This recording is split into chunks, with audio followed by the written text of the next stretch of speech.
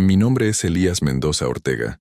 Tengo 70 años y mis propios hijos intentaron envenenarme el día de mi cumpleaños. Si no fuera por mi nieto Gael, ahora mismo estaría enterrado en el Panteón de San Jerónimo, aquí en Ciudad de México, con un diagnóstico falso de demencia y un testamento que yo jamás firmé. Antes de continuar con la historia, por favor haz clic en el botón de me gusta. Suscríbete al canal y comenta desde dónde estás viendo. Tu ayuda es muy importante. Las manos me tiemblan al recordarlo. No por vejez, que estos huesos todavía aguantan, sino de pura indignación. Llevo 45 años viviendo en esta casa de Coyoacán, con sus paredes color ocre y su patio de bugambilias que planté con Margarita, mi difunta esposa. Aquí crié a mis 3 hijos después de quedarme viudo. Isabel, la mayor, siempre tan correcta y ambiciosa. Alejandro, el de en medio, inteligente pero débil de carácter. Y Lucía, la menor, mi consentida, a quien siempre justifiqué sus errores. 3 hijos a los que entregué mi vida, y que terminaron confabulándose para quitármela. Todo empezó hace 3 semanas cuando decidieron sorprenderme con una fiesta de cumpleaños. Hacía años que no se molestaban en celebrarme, pero de pronto aparecieron todos juntos con regalos caros y sonrisas que ahora sé eran tan falsas como las promesas que me hicieron durante toda su vida adulta. La casa se llenó de gente que apenas conozco, amigos de ellos más que míos, todos mirándome con esa lástima disfrazada de respeto que reservan para los viejos. Papá está perdiendo facultades. Les había escuchado murmurar semanas antes, cuando creían que mi siesta era genuina. Ya confunde los nombres. Olvida dónde deja las cosas. Mentiras. Mi memoria sigue clara como el agua del manantial donde me bañaba de niño en Michoacán, pero ellos necesitaban construir una historia, sembrar la duda entre los conocidos, preparar el terreno. El comedor estaba decorado con esmero aquella noche. Manteles blancos, vajilla fina que solo usamos en ocasiones especiales, velas aromáticas y fotografías familiares por todos lados. Una escenografía perfecta para la función que habían planeado. Isabel había insistido en servir ella misma las bebidas. «Para ti, papá, un té especial con las hierbas que tanto te gustan», dijo mientras colocaba frente a mí una taza humeante que olía ligeramente diferente a mi acostumbrado té de manzanilla. Fue entonces cuando ocurrió. Mientras todos brindaban y la atención se centraba en el pastel que entraba con sus 70 velas encendidas, sentí un movimiento bajo la mesa. Gael, mi nieto de 8 años, hijo de Alejandro, se había escabullido entre los manteles. Sus pequeños dedos apretaron mi rodilla, y su voz, apenas audible, me advirtió: «Abuelo, no bebas ese té. Escuché a papá y a tía Isabel hablando. Quieren que te duermas para siempre». El tiempo pareció detenerse. Miré a mi alrededor, las sonrisas expectantes, los ojos ansiosos de mis hijos fijos en la taza entre mis manos. Con un movimiento que espero haya parecido natural, fingí dar un sorbo mientras dejaba que el líquido apenas tocara mis labios. El sabor amargo que alcancé a percibir no era de ninguna hierba medicinal que yo conociera. «¡Delicioso!», exclamé, colocando la taza sobre la mesa. «Pero lo tomaré después de soplar las velas. No quiero que se enfríe el pastel». Vi el intercambio de miradas entre Isabel y Alejandro. Una sombra de contrariedad cruzó sus rostros. Lucía, siempre la más transparente, bajó la vista hacia su plato. Durante el resto de la velada actué con normalidad mientras mi mente trabajaba a toda velocidad. Cuando todos se marcharon, vertí el té en una botella vacía que guardé en mi habitación, detrás de los libros donde escondo mis ahorros. Esa noche, Gael se quedó a dormir en mi casa. Era parte del plan de ellos, supongo, tenerlo cerca para que fuera el primero en encontrarme a la mañana siguiente. Pero lo que mis hijos no sabían es que ese pequeño, con su inocencia y su amor genuino, acababa de convertirse en mi único aliado. Y yo, a mis 70 años, estaba a punto de emprender la batalla más importante de mi vida, porque una cosa es envejecer, y otra muy distinta es permitir que te arrebaten la dignidad. Lo que mis hijos no sabían es que yo tenía un plan que lo cambiaría todo. Un plan nacido de la desesperación, pero forjado con la paciencia que solo las 7 décadas de vida pueden darte. Esa madrugada no pude dormir. Mientras el reloj marcaba las 3 de la mañana, mis pensamientos viajaban 50 años atrás, cuando todo era posibilidad y esperanza.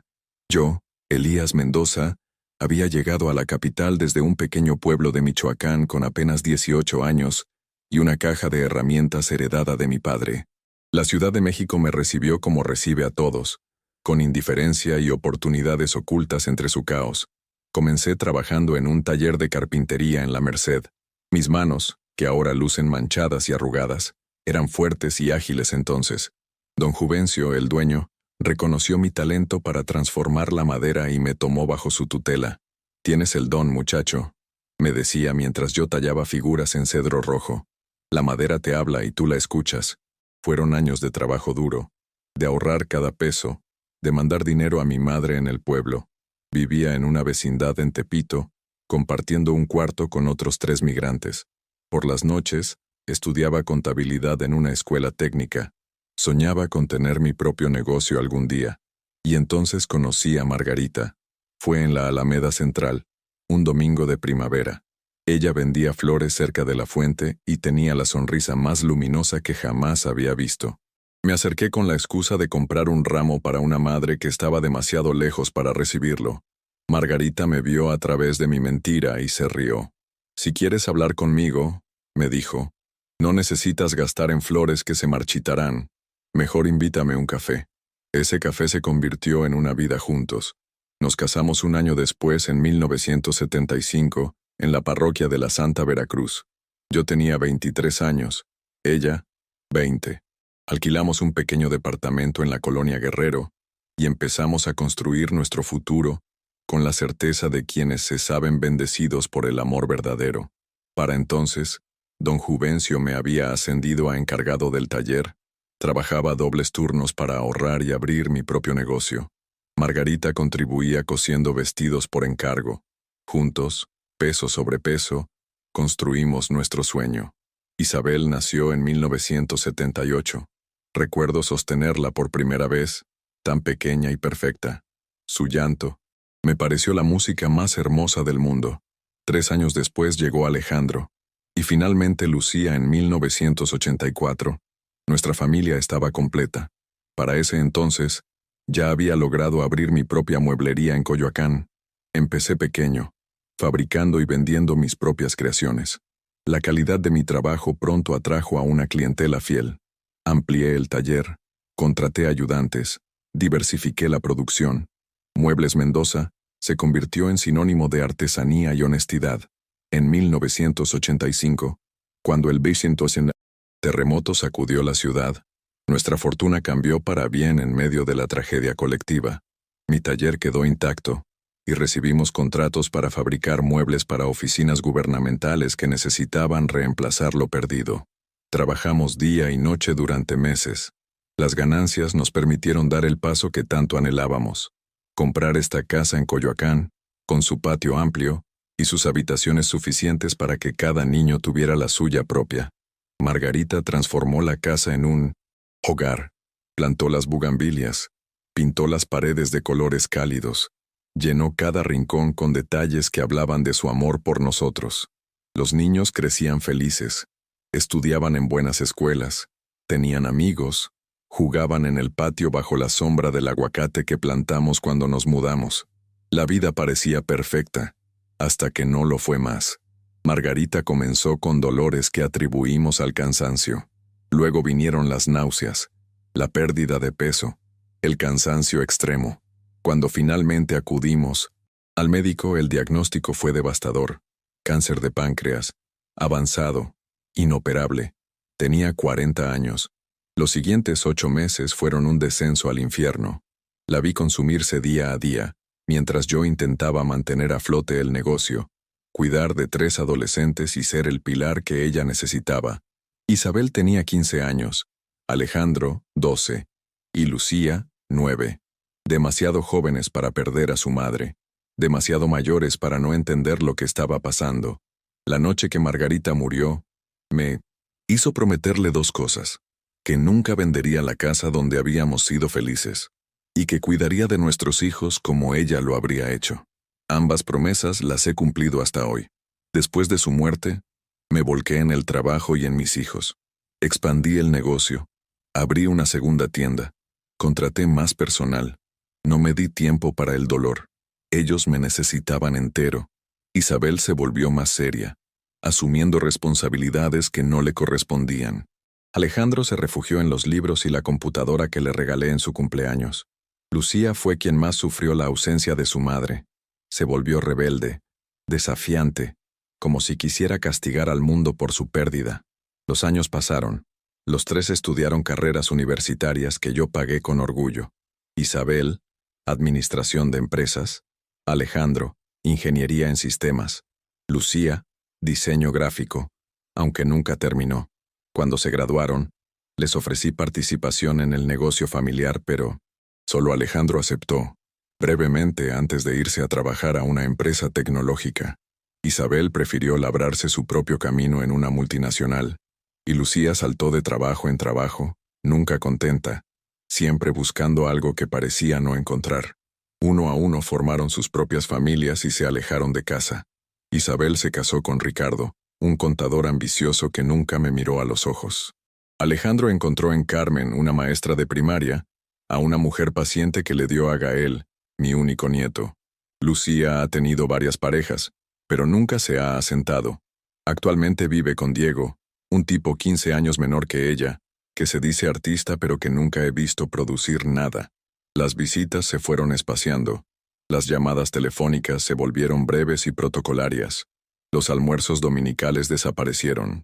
Me decía a mí mismo que era normal, que tenían sus propias vidas que yo debía entender. Pero en el fondo, sentía que algo más estaba ocurriendo. Algo que no podía nombrar hasta aquella noche de mi cumpleaños. A los 60 años vendí el negocio a un buen precio. Quería disfrutar mi vejez, viajar un poco, quizás conocer esa Europa de la que Margarita y yo tanto hablamos pero nunca visitamos. Pero mis hijos aparecieron de repente, con consejos sobre inversiones, preocupaciones sobre mi salud, sugerencias sobre cómo debía gastar mi dinero. Papá, no es momento de arriesgarse, decían.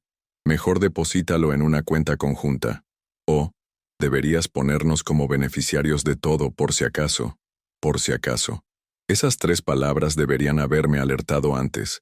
Ahora, viendo a Gael dormir en la habitación contigua, entiendo que lo que está en juego no es solo mi vida, sino también la suya. Un niño que crece viendo cómo su padre traiciona a su abuelo, ¿qué aprenderá sobre el amor y la lealtad? No, esto no terminará como ellos planean. Tengo la sabiduría de mis 70 años y la indignación de quien ha sido traicionado por aquellos a quienes más amó. Y tengo a Gael cuya inocencia y valor me han dado esta oportunidad. Mañana empezaré a mover mis piezas. Despacio, con cautela, como cuando trabajaba la madera más fina, y cada movimiento debía ser preciso para no arruinar la obra. La mañana siguiente me levanté antes del amanecer, como ha sido mi costumbre durante toda la vida.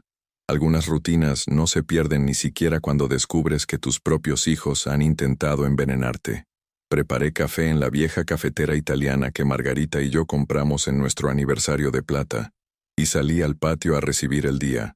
El cielo de la Ciudad de México pasaba del negro al gris pálido. A lo lejos, los ruidos de la urbe comenzaban a despertar. Motores, claxones, el pregón lejano de algún vendedor madrugador. En mi patio, los pájaros cantaban ajenos a las tragedias humanas. Las bugambilias que Margarita plantó seguían floreciendo, tercas en su belleza. «Buenos días, abuelo», dijo una vocecita detrás de mí. Gael apareció en pijama, frotándose los ojos. A sus 8 años, tiene la misma mirada curiosa que tenía Alejandro a su edad, antes de que la vida lo endureciera. «Buenos días, chamaco. ¿Quieres chocolate?», asintió entusiasmado.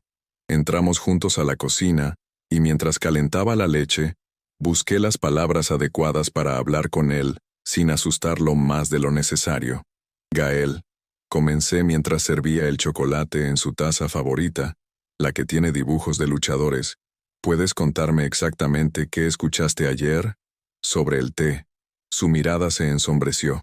Revolvió el chocolate con la cuchara, creando un pequeño remolino marrón. «Estaba jugando a las escondidas con mis primos en la fiesta», dijo finalmente. «Me escondí en el estudio, detrás del sofá grande. Papá y tía Isabel entraron. No me vieron.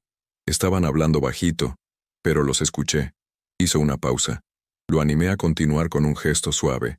Tía Isabel dijo, «Ya está todo listo. Las pastillas están molidas en el té. En 2 horas empezará a sentirse confundido, luego somnoliento. Para mañana, no recordará ni su nombre». Y papá contestó, «Asegúrate de que lo beba todo. Si sospecha algo, el plan se viene abajo». Un escalofrío me recorrió la espalda. La frialdad con la que mis hijos habían planeado mi destrucción me resultaba inconcebible. ¿Dijeron algo más, Gael? El niño asintió, ahora con lágrimas en los ojos. Tía Isabel dijo que ya tenían los papeles listos para internarte en algún lugar, que dirían que tienes una palabra difícil. Demencia, completé, sintiendo cómo la ira y el dolor se mezclaban en mi pecho. Sí, eso. Y que así podrían vender la casa y quedarse con tu dinero. Yo no quería que te pasara nada malo, abuelo. Por eso te avisé. Lo abracé fuerte, sintiendo su pequeño cuerpo temblar contra el mío. Este niño había arriesgado mucho por mí. La lealtad que sus padres nunca mostraron, él la tenía en abundancia. Hiciste bien, mijito. Me salvaste la vida. Permanecimos así un momento, en silencio. Luego, con la sabiduría que a veces solo los niños poseen, Gael preguntó, «¿Qué vamos a hacer ahora, abuelo?». Esa misma pregunta me había mantenido despierto toda la noche. Tenía que moverme con cautela. Si confrontaba directamente a mis hijos, negarían todo. Sería mi palabra contra la de ellos. Y ya habían comenzado a sembrar la idea de mi supuesta demencia entre conocidos y vecinos. Necesitaba pruebas, y necesitaba proteger a Gael. Por ahora, respondí, «Vamos a fingir que no sabemos nada. Tú no debes decirle a nadie que me advertiste. ¿Puedes guardar ese secreto?». Asintió solemnemente. Y yo, continué, actuaré un poco confundido de vez en cuando. Les haré creer que su plan está funcionando, pero muy lentamente. Eso me dará tiempo. ¿Tiempo para qué, abuelo? Para protegernos, Gael. A ti y a mí. El timbre del teléfono interrumpió nuestra conversación. Era Isabel. «Buenos días, papá», dijo con una dulzura que ahora me resultaba venenosa. «¿Cómo amaneciste?». «Un poco cansado», respondí, fingiendo una voz más débil de lo normal. «La fiesta fue demasiado para mí, creo». «Es normal a tu edad», dijo, y casi pude verla sonreír al otro lado de la línea. «No te preocupes. Estamos pensando que quizás sea mejor que alguien te acompañe durante el día. Ya sabes, para ayudarte con las cosas de la casa». Ahí estaba. El primer movimiento. Querían poner a alguien que me vigilara, que les informara de mis movimientos, que controlara mi entorno. «No es necesario», protesté débilmente, sabiendo que debía parecer vulnerable pero no completamente sometido. «Todavía puedo cuidarme solo». «Insisto, papá. De hecho, Lucía está libre estas semanas. Podría quedarse contigo una temporada». Lucía, la más manipulable de mis hijos, la que siempre hacía lo que sus hermanos le indicaban a cambio de aprobación, la estaban enviando como su espía. «Bueno, si insistes», cedí, «pero dile que no quiero que altere mis rutinas». «Por supuesto, papá. Estará ahí esta tarde». «¿Está Gael contigo?». «Carmen vendrá a recogerlo en 1 hora». «Sí, está desayunando. Te lo paso». Le entregué el teléfono a Gael, haciendo un gesto para que recordara nuestro secreto. Lo observé hablar con su tía, respondiendo con monosílabos, actuando con una normalidad que me sorprendió en alguien tan joven. Después de colgar, Gael me miró preocupado. «Mamá viene por mí. No quiero irme, abuelo». «Tienes que ir, mijito. Si sospechan que sabes algo será peligroso para ti. Pero nos veremos pronto. Y recuerda, nuestro secreto». Cuando Carmen llegó a recoger a Gael, noté algo en su actitud, cierta incomodidad, cierta evasión en su mirada. Me pregunté si ella también formaba parte del plan, o si simplemente intuía que algo oscuro estaba ocurriendo y prefería no saber. «Se portó muy bien», le dije mientras Gael recogía su mochila. «Es un niño excepcional. Gracias por cuidarlo, don Elías», respondió Carmen. «Lamento que tengamos que irnos tan pronto, pero tenemos compromisos familiares». Mentira. Lo vi en el ligero tic en su ojo izquierdo, el mismo que Alejandro desarrolló en su adolescencia cuando me ocultaba algo. Querían a Gael lejos de mí lo antes posible. Besé la frente de mi nieto antes de despedirlo. «Pórtate bien, chamaco, y recuerda lo que platicamos sobre las estrellas. Era nuestra clave. Hace meses le había enseñado las constelaciones, diciéndole que cuando se sintiera solo, mirara al cielo y supiera que yo estaría viendo las mismas estrellas. Después de que se fueron, me quedé solo en la casa que pronto dejaría de ser mi refugio para convertirse en mi prisión. Lucía llegaría en cualquier momento para comenzar su vigilancia. Tenía poco tiempo para actuar. Fui a mi habitación y extraje del escondite la botella con el té envenenado. Luego tomé la libreta donde anoto mis gastos. Arranqué una hoja y escribí con letra clara: yo, Elías Mendoza Ortega, en pleno uso de mis facultades mentales, declaro que si algo me sucede, especialmente si presento síntomas repentinos de confusión o demencia, se debe investigar a mis hijos. Añadí la fecha y mi firma, y guardé la nota junto con la botella en una caja de metal que enterré en el patio, bajo el aguacate que planté con Margarita. Era un movimiento desesperado, pero necesario. Luego llamé a mi viejo amigo Héctor, notario retirado que vive a unas cuadras. Necesito verte urgentemente, le dije. Es un asunto de vida o muerte, pero no puedo salir de casa hoy. ¿Estás bien, Elías?, preguntó preocupado. No, respondí con sinceridad, pero lo estaré si me ayudas. ¿Podrías venir mañana cuando mi hija salga a hacer compras? Digamos, ¿a las 10? Accedió sin hacer más preguntas. Héctor y yo nos conocemos desde hace 40 años. Sabe que no soy dado a exageraciones ni dramatismos. El timbre sonó a las 4 de la tarde. Lucía había llegado con una maleta pequeña y esa sonrisa falsa que siempre usa cuando quiere algo de mí.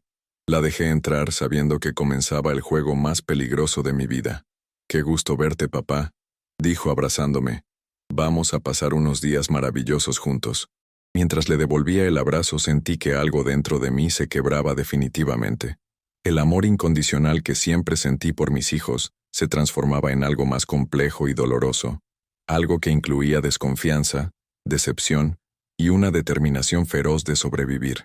«Claro que sí, hija», respondí. «Será inolvidable. Vivir con tu propio carcelero resulta una experiencia extraña, más aún cuando ese carcelero es tu hija menor». Durante los primeros 3 días, Lucía se esforzó en mantener la fachada de hija preocupada. Cocinaba mis platillos favoritos, me preguntaba por viejas anécdotas familiares. Incluso propuso que viéramos juntos álbumes de fotografías. Yo seguía el juego, interpretando el papel del anciano que comienza a confundirse ocasionalmente. «¿Te acuerdas cuando fuimos todos a Acapulco, papá?», preguntaba ella, señalando una fotografía donde los 5 posábamos en la playa, los niños aún pequeños, Margarita radiante en su vestido azul.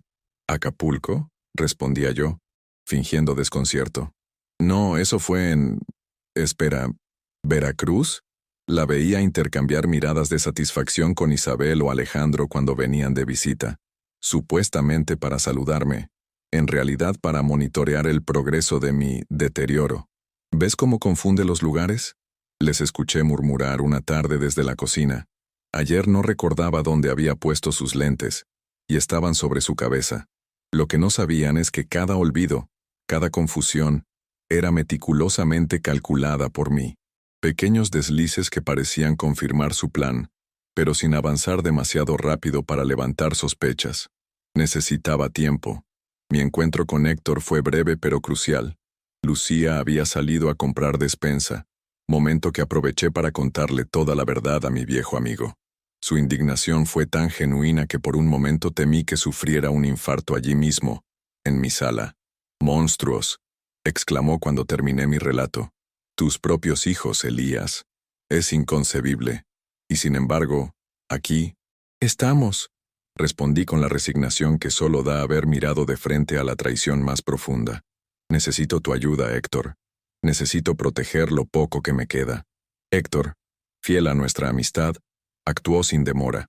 Redactamos un nuevo testamento que dejaba la mayor parte de mis bienes a Gael, en un fideicomiso que solo podría tocar al cumplir 25 años.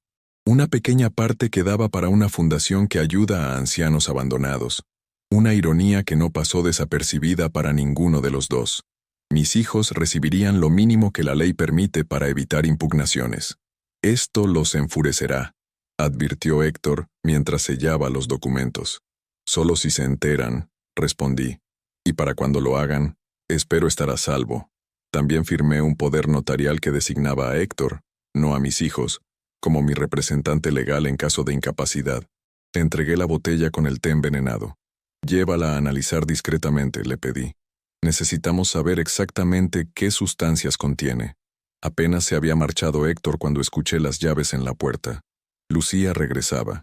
Rápidamente tomé mi lugar en el sillón y fingí dormitar frente al televisor encendido. «Papá», llamó ella al entrar. «Te traje pan dulce de la panadería que tanto te gusta». Abrí los ojos lentamente, como si me costara ubicarme. «¿Mercedes?», murmuré, usando el nombre de mi difunta esposa. Vi el destello de triunfo en los ojos de Lucía, rápidamente reemplazado por una expresión de preocupación fingida. «No, papá, soy yo, Lucía, tu hija». «Ah, claro, claro», dije, enderezándome. «Perdona, hija, estaba soñando con tu madre». Esa misma noche, mientras cenábamos, Lucía me sirvió un té. Observé sus movimientos con atención, notando cómo vertía el líquido directamente de la tetera, sin añadir nada sospechoso. Sin embargo, no me fiaba. «Está muy caliente», dije. «Lo dejaré enfriar un poco». Cuando ella se distrajo con su teléfono, vertí disimuladamente el té en una planta cercana.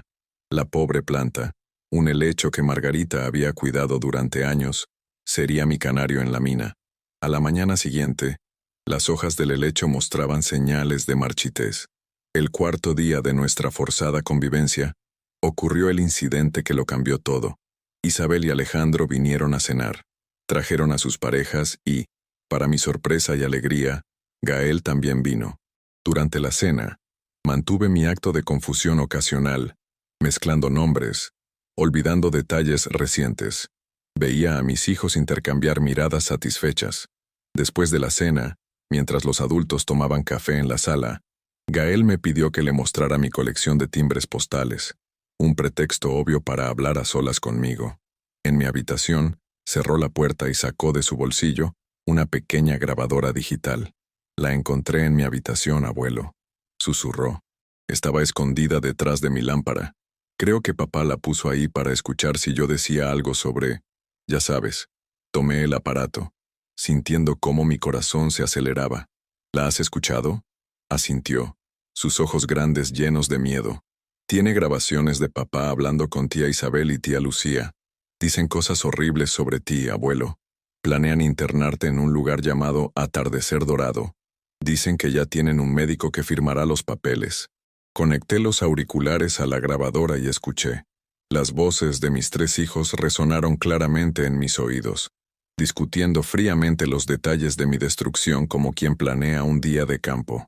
«El médico dice que necesitamos más evidencia de su deterioro», decía Isabel. «Un episodio público sería ideal, algo que los vecinos puedan atestiguar. Podríamos aumentar la dosis», sugería Alejandro. «Hacerlo salir a la calle desorientado». «No tan rápido», interrumpía Lucía. «Si es demasiado obvio, alguien podría sospechar. Debemos ir paso a paso. Ya le estoy dando pequeñas dosis en el té. En unas semanas nadie dudará de su demencia». «No tenemos semanas», respondía Isabel impaciente. «La casa podría venderse ahora mismo por un precio excelente. Ricardo tiene compradores interesados, y necesitamos liquidez para la inversión en Polanco.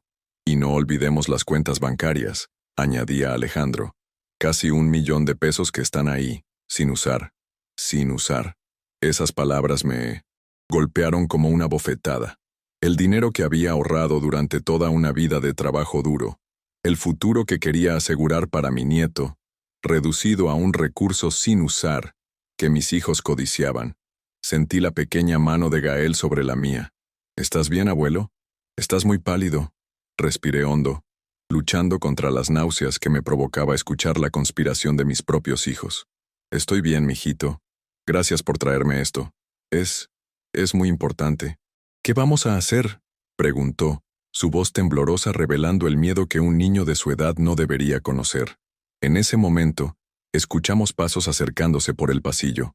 Rápidamente guardé la grabadora en el cajón de mi mesita de noche. «Enséñame los timbres, abuelo», exclamó Gael en voz alta, con una presencia de ánimo sorprendente. Apenas había sacado el álbum cuando la puerta se abrió. Era Alejandro, su rostro una máscara de falsa jovialidad. ¿Qué hacen aquí escondidos?, les preguntó, sus ojos escudriñando la habitación. Le muestro a Gael mi colección, respondí con naturalidad. Parece que ha heredado mi pasión por la filatelia. No deberías cansar a tu abuelo, Gael, dijo Alejandro con un tono que pretendía ser ligero pero contenía una advertencia. Ya es tarde y mañana tienes escuela. 5 minutos más, papá, rogó Gael. Abuelo me iba a mostrar los timbres de Europa. Ahora, Gael, insistió Alejandro, su voz endureciéndose. Vi el miedo en los ojos de mi nieto, pero también la determinación. Se acercó y me abrazó fuertemente. Te quiero, abuelo, susurró en mi oído. No te rindas. Esas palabras, pronunciadas por un niño de 8 años, me dieron más fuerza que cualquier cosa en ese momento. Le devolví el abrazo sintiendo su pequeño corazón latir contra mi pecho. Yo también te quiero, mijito, más de lo que imaginas. Después de que se fueron, me senté en mi cama, sosteniendo la grabadora como si fuera una bomba a punto de estallar. Y en cierto modo, lo era. Tenía en mis manos la prueba de la traición de mis hijos, la evidencia que necesitaba para defenderme, pero también tenía la certeza de que ahora el tiempo se agotaba. La visita no programada de mis hijos, la insistencia de Alejandro en separar a Gael de mí, las conversaciones grabadas sobre acelerar el proceso. Todo indicaba que el plan se estaba precipitando. Esa noche, después de asegurarme de que Lucía dormía, hice 3 copias de la grabación en viejos casetes que guardaba. Escondí una en el jardín, junto a la botella de té. Otra la coloqué en un sobre dirigido a Héctor, que depositaría en su buzón a la primera oportunidad. La tercera la mantuve conmigo, en el bolsillo interior de mi chaqueta. Mientras realizaba estas tareas, sentía una extraña calma. La calma que precede a las grandes batallas, supongo. Porque ahora lo veía claro. Esto era una guerra. Una guerra por mi dignidad, por mi libertad, por mi vida misma. Y contrario a lo que mis hijos creían, no era un anciano indefenso. Era un sobreviviente que había enfrentado la pobreza, el trabajo duro, la pérdida del amor de mi vida. Un hombre que había criado solo a 3 hijos y construido un negocio próspero desde cero. Si Isabel, Alejandro y Lucía pensaban que podían destruirme fácilmente, estaban a punto de descubrir lo equivocados que estaban. Amaneció con ese cielo gris tan característico de la Ciudad de México en temporada de lluvias. Desde mi ventana, observé cómo las nubes pesadas prometían un aguacero inminente. El clima parecía reflejar mi estado de ánimo, tormentoso, oscuro, pero cargado de una energía que precede a la liberación. La noche anterior había dormido apenas unas horas, repasando mentalmente cada detalle de mi plan. A mis 70 años había aprendido que la paciencia es tanto un arte como un arma. Mis hijos me creían vencido, confundido, incapaz de defenderme. Ese sería su error fatal. Lucía entró a mi habitación sin llamar, una costumbre que había adoptado en los últimos días, como si yo hubiera perdido el derecho a la privacidad junto con mi supuesta lucidez. «Buenos días, papá», dijo con esa falsa dulzura que ahora me revolvía el estómago. «Te traje tu desayuno. ¿Y tus pastillas para la presión?» Observé la bandeja. Jugo de naranja, pan tostado, huevos revueltos y, por supuesto, una taza de té. Junto a ella, mis medicamentos habituales para la hipertensión, o al menos, pastillas que se les parecían. «Gracias, hija», respondí, fingiendo una voz débil. «¿Qué día es hoy?» «Viernes, papá. Viernes 15 de mayo. «Ah, viernes», murmuré como si intentara ubicarme. «¿Y qué se supone que haré hoy?» Vi un destello de satisfacción en sus ojos. Mi confusión aparente alimentaba sus expectativas. «Nada especial, papá. Descansar, ver un poco de televisión. Isabel vendrá más tarde con un médico amigo, solo para un chequeo de rutina, ya sabes, por tu presión». Ahí estaba, el médico amigo, que firmaría los papeles para declararme incapacitado. Estaban acelerando el proceso tal como lo habían discutido en la grabación. «Un médico.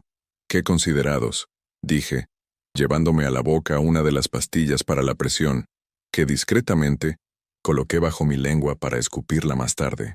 «¿A qué hora vendrán?» «A las 5», respondió Lucía, revisando su teléfono distraídamente. «¿Necesitas algo más?» «No, hija. Creo que voy a descansar un rato después de desayunar. Me siento algo cansado. Es normal, papá. A tu edad, el cuerpo necesita más descanso. Su tono condescendiente me recordó cómo hablaba yo a mis hijos cuando eran pequeños. En cuanto salió, escupí la pastilla en un pañuelo y la examiné. Se parecía a mi medicamento habitual, pero tenía una pequeña marca diferente. La guardé en un sobre que escondí junto a las otras pruebas. Luego vertí el té en la maceta ya moribunda, y comí solo el pan tostado, por si acaso los huevos también estuvieran contaminados. A las 10 en punto, escuché la señal, 3 golpes en la ventana del patio, seguidos de un silbido que imitaba el canto de un censontle. Era la señal acordada con Héctor. Fingiendo ir al baño, salí discretamente al patio trasero. Héctor me esperaba junto al aguacate, acompañado por un hombre joven que reconocí como su sobrino Miguel, médico de profesión. Elías. Saludó Héctor en voz baja. Te presento a Miguel. Es de absoluta confianza. Estreché su mano, sintiendo un alivio inmenso al tener aliados en esta batalla. El análisis del té confirma nuestras sospechas, dijo Miguel sin preámbulos. Contiene una combinación de benzodiazepinas y un anticolinérgico en dosis bajas pero constantes. La mezcla produce confusión, somnolencia, pérdida de memoria a corto plazo, síntomas que podrían confundirse fácilmente con demencia, especialmente en una persona mayor. La confirmación de lo que ya sabía me golpeó como una bofetada física. Es diferente sospechar la traición que enfrentarla con evidencia científica.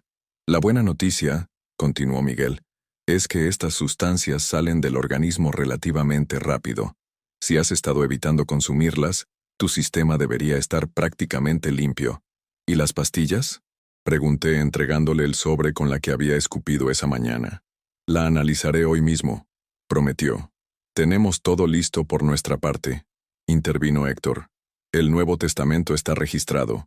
Los poderes notariales también. Y he hablado con el comandante Ortiz, ¿te acuerdas de él? Fue cliente tuyo cuando tenías la mueblería. Asentí. Javier Ortiz, ahora comandante de la Policía Judicial, me había comprado los muebles para su casa cuando se casó, hace más de 20 años. Había sido un buen cliente y con el tiempo un amigo ocasional. Está al tanto de la situación de manera extraoficial, continuó Héctor. Dice que necesitamos pruebas contundentes para presentar una denuncia formal, pero está dispuesto a intervenir de inmediato si la situación se vuelve peligrosa. Las pruebas las tengo, dije, palmeando el bolsillo donde guardaba la grabadora. Solo necesito un poco más de tiempo. Hoy vendrá un supuesto médico que traerá a Isabel. Seguramente intentarán que firme algún documento. No firmes nada, advirtió Héctor. Bajo ninguna circunstancia. Diles que quieres leerlo con calma o que necesitas tus lentes. Cualquier excusa. Y si intentan forzarte, añadió Miguel, tienes esto. Me entregó una pequeña tarjeta con un número telefónico. Es mi número directo en el hospital. Llama y vendré de inmediato con una ambulancia. Un ingreso hospitalario bajo mi supervisión te pondrá fuera de su alcance temporalmente. Los 3 discutimos los detalles finales del plan. Debía actuar esa misma noche, después de la visita del falso médico cuando tuviera todas las piezas en su lugar. No podía esperar más. Cada hora que pasaba bajo el mismo techo que Lucía era un riesgo. Justo cuando Héctor y Miguel se disponían a marcharse, escuchamos la voz de Lucía llamándome desde la casa. «Papá, ¿dónde estás? Vete», susurré urgentemente. «Sal por la puerta trasera. Yo la distraeré». Regresé a la casa cojeando ligeramente, un nuevo síntoma que había añadido a mi repertorio de confusión. «Aquí estoy, hija», dije al entrar. Estaba mirando las bugambilias. Tu madre las plantó, ¿sabes? ¿O fue tu abuela? Ya no recuerdo. Lucía me miró con una mezcla de irritación y alivio. Me asustaste, papá. No debes salir solo al jardín. Podrías caerte. Lo siento, respondí dócilmente. No volverá a pasar. El resto del día transcurrió con una tensión apenas disimulada.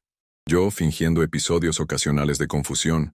Lucía vigilándome como un halcón mientras hacía llamadas en voz baja desde la cocina. Logré escuchar fragmentos. Todo listo. El doctor Guzmán traerá los papeles. Para esta noche. A las 5 en punto, el timbre sonó. Isabel llegó acompañada por un hombre de mediana edad, cabello canoso, y expresión seria parcialmente oculta tras gruesas gafas. Se presentó como el doctor Ernesto Guzmán, especialista en geriatría. Don Elías, dijo con una cordialidad estudiada, sus hijas están preocupadas por algunos cambios que han notado en su comportamiento. Estoy aquí para hacerle una evaluación sencilla, nada invasivo. Me dejé examinar, respondiendo algunas preguntas correctamente y fallando estratégicamente en otras. El doctor tomó notas, intercambiando miradas significativas con mis hijas. Después del examen, los tres se reunieron en la cocina, hablando en voces bajas que aún así logré escuchar desde el pasillo donde me había escabullido. Es bastante evidente, decía Guzmán. Desorientación temporoespacial, confusión, pérdida de memoria reciente, son síntomas claros de demencia senil en etapa inicial, posiblemente Alzheimer. ¿Está seguro, doctor?, preguntaba Isabel con una preocupación tan falsa que me dolía físicamente. Es un diagnóstico muy serio, completamente seguro, y en mi opinión profesional, sería negligente dejarlo solo. Necesita supervisión constante, eventualmente en un entorno controlado donde puedan atenderlo adecuadamente. Se refiere a una residencia especializada. La voz de Lucía apenas contenía su entusiasmo. Exactamente. Conozco un lugar excelente, Atardecer Dorado. Tienen personal médico las 24 horas y experiencia con casos como el de su padre. Puedo hacer los arreglos para ingresarlo mañana mismo. Eso sería maravilloso, doctor, respondió Isabel. ¿Qué documentos necesitamos? He traído todo lo necesario. Solo necesitamos la firma de don Elías en estos formularios de mi mamá. Consentimiento. Dado su estado, es perfectamente legal que ustedes lo guíen en este proceso. De hecho, sería lo más recomendable iniciar también los trámites para la tutela legal. Escuché el susurro de papeles sobre la mesa. El momento crítico se acercaba. Regresé silenciosamente a la sala y me senté, esperando su siguiente movimiento. No tardaron en aparecer los tres, Isabel sosteniendo una carpeta con documentos. Papá, dijo con voz melosa, el doctor Guzmán piensa que necesitas un poco más de cuidados de los que podemos darte en casa. Hemos encontrado un lugar precioso donde estarás muy bien atendido. ¿Un asilo?, pregunté, fingiendo confusión. No, papá, no es un asilo, intervino Lucía. Es una residencia para personas mayores, como un hotel, pero con médicos.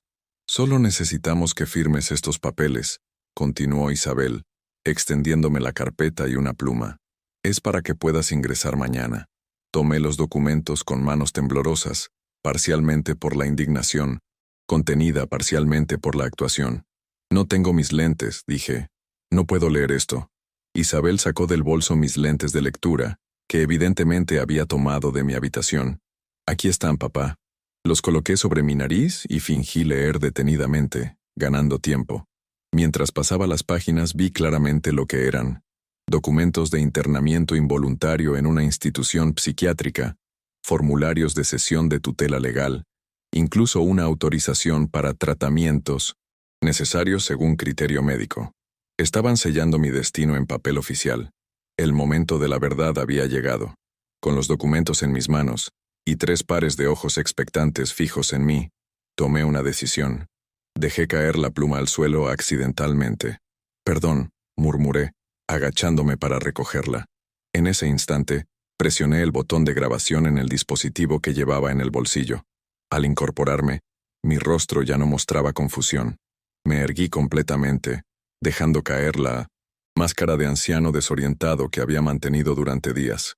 No voy a firmar nada, declaré con voz clara y firme, mirándolos directamente a los ojos. Los tres intercambiaron miradas de sorpresa. Isabel fue la primera en recuperarse. Papá, es por tu bien, insistió intentando mantener su tono dulce. El doctor Guzmán es un especialista. Él sabe lo que es mejor para ti. ¿Es usted realmente médico?, pregunté directamente al hombre de las gafas. Guzmán carraspeó, incómodo. Por supuesto, señor Mendoza.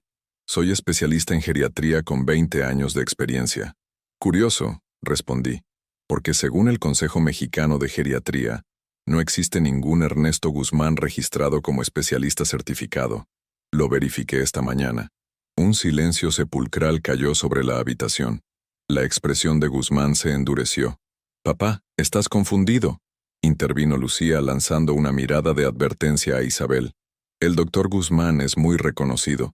No estoy confundido, repliqué. De hecho, estoy más lúcido que nunca. Lo suficiente para saber que mis propios hijos han estado drogándome sistemáticamente para simular una demencia que no tengo. Isabel se puso pálida. Lucía comenzó a negar nerviosamente con la cabeza. Guzmán daba pequeños pasos hacia atrás, como si quisiera distanciarse físicamente de la situación. Eso es absurdo, balbuceó Isabel.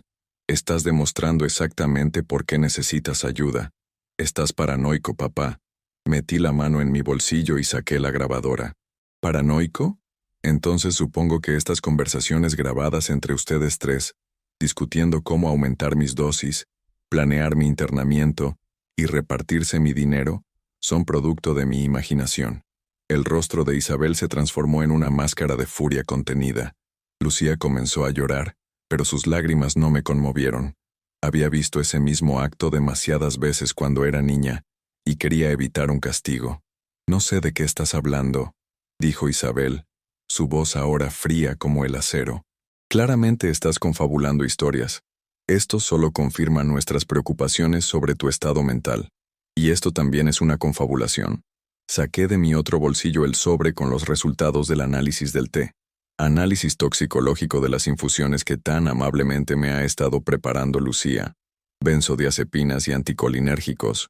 Una combinación perfecta para inducir síntomas de demencia. Guzmán, viendo que la situación se descontrolaba, recogió apresuradamente sus documentos. Creo que debería volver en otro momento cuando don Elías esté más receptivo. Usted no va a ninguna parte, dije con firmeza. No hasta que llegue la policía. ¿La policía? La voz de Isabel subió una octava.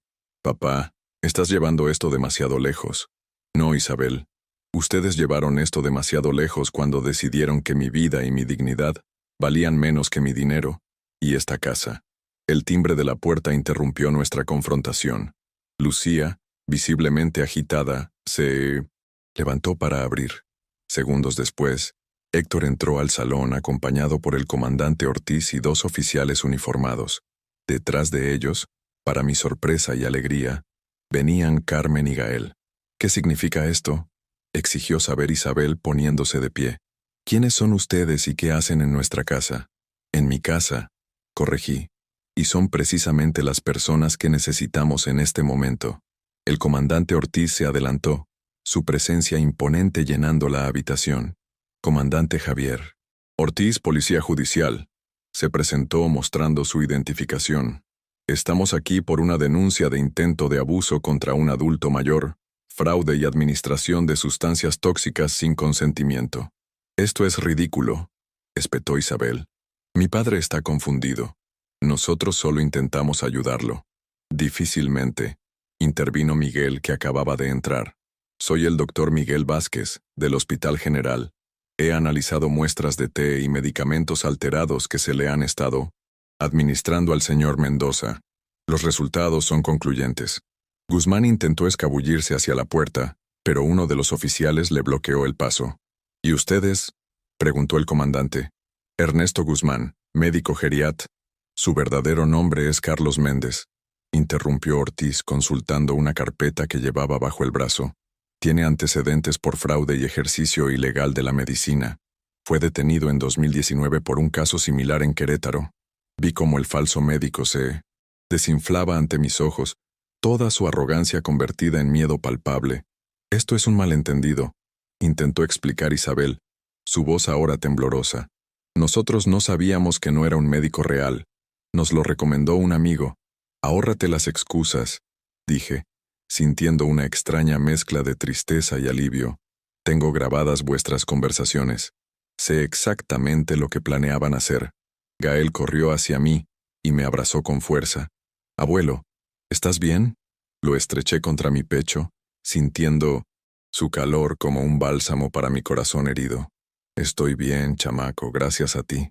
Carmen se acercó también, sus ojos llenos de vergüenza y arrepentimiento.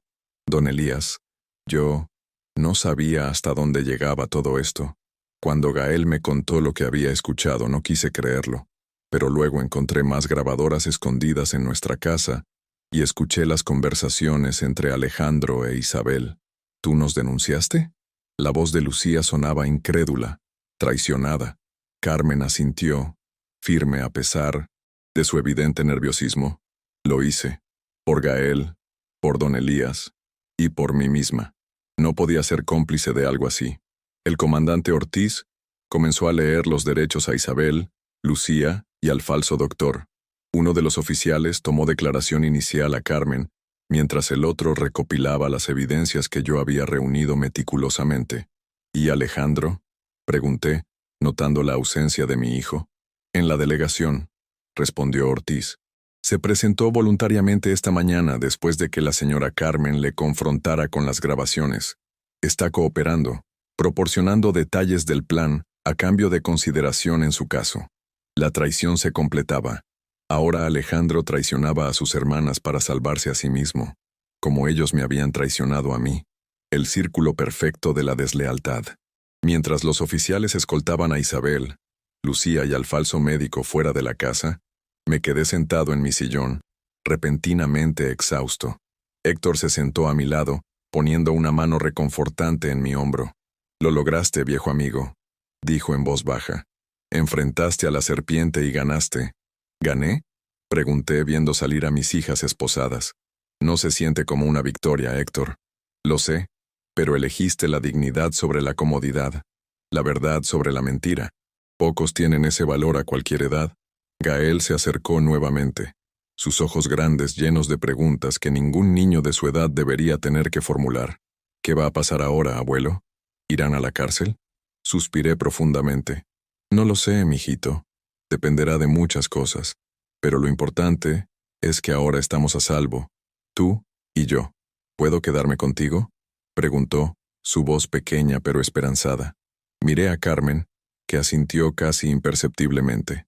«Por supuesto que puedes quedarte», respondí, sintiendo que algo nuevo y frágil comenzaba a crecer entre las ruinas de lo que había sido mi familia. De hecho, creo que ambos podríamos quedarnos aquí, si tu mamá está de acuerdo. «Me parece una excelente idea», dijo Carmen uniéndose a nosotros. «Alejandro y yo, bueno, necesitamos tiempos separados después de todo esto. Y Gael estará mejor aquí contigo mientras yo reorganizo nuestra vida». Miguel, que había estado hablando con el comandante Ortiz, se acercó con expresión profesional. «Don Elías, debería examinarlo adecuadamente y quizás pasar una noche en observación en el hospital. Aunque haya evitado consumir la mayor parte de las sustancias, la exposición limitada aún podría tener efectos». «Estoy bien, doctor», respondí. «Prefiero quedarme en mi casa esta noche, con mi nieto». Miguel asintió comprensivamente. «En ese caso vendré mañana a primera hora para un chequeo completo. Mientras tanto, nada de té», añadió con una pequeña sonrisa. Cuando todos se marcharon, excepto Carmen, Gael y Héctor, la casa quedó sumida en un silencio extraño. No era el silencio opresivo de los últimos días, sino uno nuevo, lleno de posibilidades. «¿Quieren cenar algo?», preguntó Carmen, intentando normalizar la situación. «Puedo preparar algo rápido». «Quesadillas», sugirió Gael con entusiasmo infantil. «Con mucho queso». «Quesadillas suena perfecto», concordé, levantándome lentamente. La adrenalina comenzaba a abandonar mi cuerpo, dejándome consciente de cada uno de mis 70 años. Mientras Carmen y Gael se dirigían a la cocina, Héctor me detuvo un momento. «Estoy orgulloso de ti, Elías. No solo por haber desenmascarado esta conspiración, sino por cómo lo manejaste. Sin odio, sin venganza, solo buscando justicia y protección». Le sonreí, sintiendo el peso y la ligereza de la verdad al mismo tiempo. «Gracias, amigo, por creerme cuando nadie más lo hizo». «Para eso estamos», respondió simplemente. «¿Estarás bien esta noche?». Miré hacia la cocina, donde ya se escuchaban las risas de Gael mientras ayudaba a su madre a preparar la cena. «Sí», dije con certeza, «estaré bien». Y por primera vez en semanas realmente lo creía. Han pasado 6 meses desde aquella noche en que la verdad salió a la luz. El tiempo, ese gran sanador, ha ido colocando cada cosa en su sitio, como las piezas de uno de esos rompecabezas que ahora armo con Gael en las tardes de lluvia. Esta mañana salí temprano al mercado de Coyoacán. Me gusta caminar entre los puestos, saludar a los vendedores que ya me conocen, elegir personalmente las frutas y verduras para la semana. A mis 70 años, estas pequeñas rutinas tienen un valor que antes no apreciaba. Cada mañana al despertar, cada comida compartida, cada paseo por el barrio es un recordatorio de la libertad que estuve a punto de perder. La casa ha recuperado su calidez. Las bugambilias florecen con más fuerza que nunca, como si también ellas celebraran este renacimiento. Carmen y Gael ocupan ahora las habitaciones que antes pertenecieron a Lucía y Alejandro. Su presencia ha llenado los espacios vacíos, no solo físicamente, sino en mi corazón. El proceso legal siguió su curso, con la lentitud característica de nuestra justicia mexicana. Isabel fue sentenciada a 4 años de prisión por intento de envenenamiento, fraude y abuso contra un adulto mayor. Lucía recibió una condena menor, 3 años, debido a su cooperación parcial con las autoridades. Alejandro, gracias a su colaboración desde el principio y al testimonio de Carmen sobre su participación reluctante, obtuvo una sentencia suspendida, 2 años de libertad condicional y servicio comunitario en un asilo de ancianos. Una ironía que no pasó desapercibida para nadie. El falso doctor, Carlos Méndez, recibió la sentencia más severa: 7 años por ejercicio ilegal de la medicina, fraude reiterado y complicidad en intento de envenenamiento. Resultó tener una larga historia de estafas similares en diferentes estados. No he visitado a mis hijos en prisión. Quizás algún día encuentre la fuerza para hacerlo, pero por ahora, la herida sigue demasiado fresca. Les envío dinero mensualmente para que tengan lo necesario, y me mantengo informado sobre su situación a través de sus abogados. No es odio lo que siento, sino un profundo desencanto que necesita tiempo para transformarse en algo más llevadero. Lo más difícil fue explicarle a Gael por qué su padre no vendría a casa en mucho tiempo. ¿Cómo le explicas a un niño de 8 años que su propio padre participó en un complot para dañar a su abuelo? Carmen y yo decidimos contarle una versión suavizada de la verdad: que su padre había cometido un error, que estaba pagando las consecuencias, pero que seguía amándolo y que algún día, cuando estuviera listo, podrían reconstruir su relación. ¿Pero por qué lo hizo, abuelo?, preguntó Gael una noche, mientras lo arropaba. ¿Por qué papá quiso hacerte daño? Su pregunta me desarmó por completo. Me senté en el borde de su cama buscando palabras que un niño pudiera entender sin destruir completamente la imagen de su padre. A veces, mijito, los adultos nos perdemos en el camino, respondí finalmente. Nos olvidamos de lo que realmente importa. Tu papá se dejó influenciar por tus tías, se confundió, creyó que el dinero y las cosas materiales eran más importantes que el amor y el respeto. Pero eso no significa que sea una mala persona en el fondo, solo alguien que tomó malas decisiones. ¿Crees que cambiará? Sus ojos grandes y sinceros me recordaron a Alejandro cuando tenía su edad, antes de que la vida lo endureciera. Quiero creer que sí, dije con honestidad. Las personas pueden cambiar cuando enfrentan las consecuencias de sus actos, y tú eres una razón muy poderosa para que tu papá quiera ser mejor. Esa conversación marcó un punto de inflexión en nuestra nueva vida. A partir de entonces, Gael pareció más en paz, como si comprender, aunque fuera parcialmente, le hubiera dado cierto cierre. Comenzó a visitar a su padre una vez al mes, siempre acompañado por Carmen, o por mí. Alejandro, por su parte, parece genuinamente arrepentido y concentrado en reconstruir su relación con su hijo. Carmen ha sido una bendición inesperada en todo este proceso. Al principio se quedó temporalmente, mientras buscaba un nuevo lugar para vivir, pero con el paso de las semanas, lo temporal se fue convirtiendo en permanente. No solo es una compañía agradable, sino que ha demostrado una fortaleza y una integridad que admiro profundamente. Fue ella quien dio el paso decisivo al denunciar a Alejandro cuando descubrió la verdad, aún sabiendo lo que eso significaría para su matrimonio y su estabilidad. No podía vivir conmigo misma sabiendo lo que planeaban hacerle, me confesó una noche mientras compartíamos un café en el patio. Cuando escuché esas grabaciones, algo se rompió dentro de mí. No reconocí al hombre con quien me había casado, Hemos formado una especie de familia poco convencional. Carmen trabaja como maestra en una escuela cercana. Yo la ayudo con los gastos de la casa y cuido de Gael cuando ella no está. Nos turnamos para cocinar, para llevar al niño a sus actividades, para mantener el hogar funcionando. Es un arreglo nacido de circunstancias dolorosas, pero que ha resultado sorprendentemente armonioso. Mi amigo Héctor viene a visitarnos cada domingo. Jugamos dominó, compartimos una comida casera, recordamos viejos tiempos. Miguel, su sobrino, también se ha convertido en un visitante regular y en mi médico de cabecera. Gracias a sus cuidados, mi presión arterial está mejor controlada que nunca, y me siento con más energía de la que he tenido en años. También he retomado viejas pasiones. Volví a trabajar la madera, instalando un pequeño taller en el patio trasero. Nada comercial, solo proyectos personales, juguetes para Gael, pequeños muebles para la casa, artesanías que regalo a los vecinos. Mis manos, aunque más arrugadas y algo temblorosas, no han olvidado el oficio que me dio sustento durante décadas. Hace un mes, Gael me pidió que le enseñara a tallar madera. Verlo concentrado, con la lengua asomando entre los dientes mientras intenta dar forma a un trozo de cedro, me llena de una alegría indescriptible.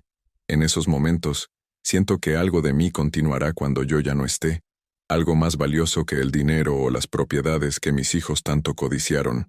La vida me ha dado una segunda oportunidad a una edad en que muchos solo esperan el final.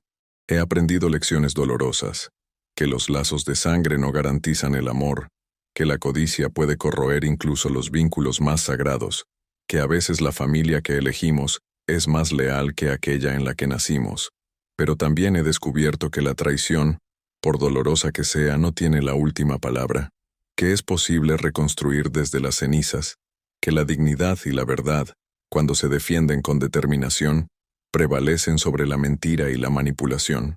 Esta tarde, mientras Gael y yo plantábamos un nuevo árbol de aguacate en el patio, para cuando yo sea grande, abuelo, dijo con esa mezcla de inocencia y sabiduría que solo los niños poseen, me encontré pensando en Margarita.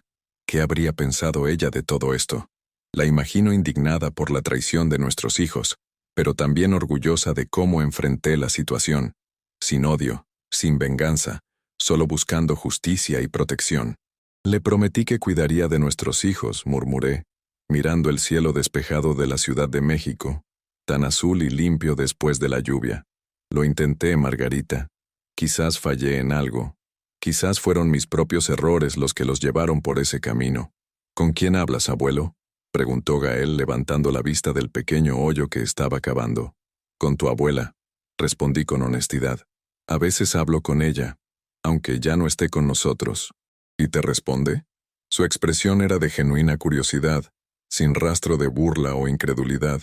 No con palabras, expliqué, sintiendo una paz que hacía tiempo no experimentaba.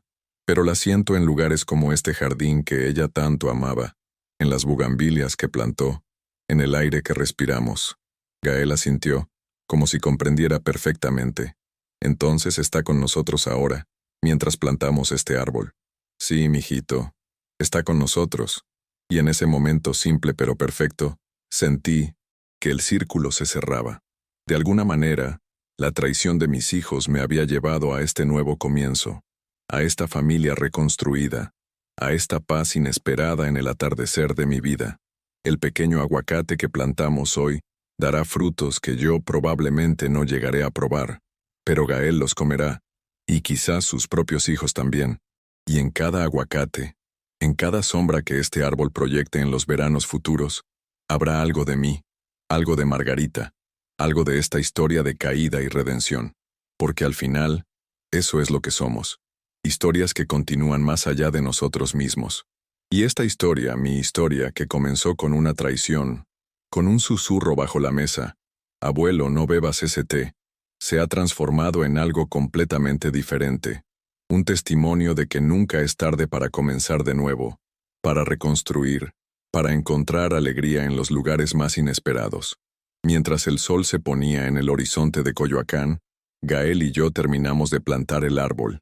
Nuestras manos, las suyas pequeñas y las mías arrugadas, Se unieron para apisonar la tierra alrededor del tallo joven, y supe, con la certeza que solo dan los años, que estaríamos bien, que yo estaría bien, que la vida, a pesar de sus traiciones y dolores, sigue siendo un regalo inmenso hasta el último aliento.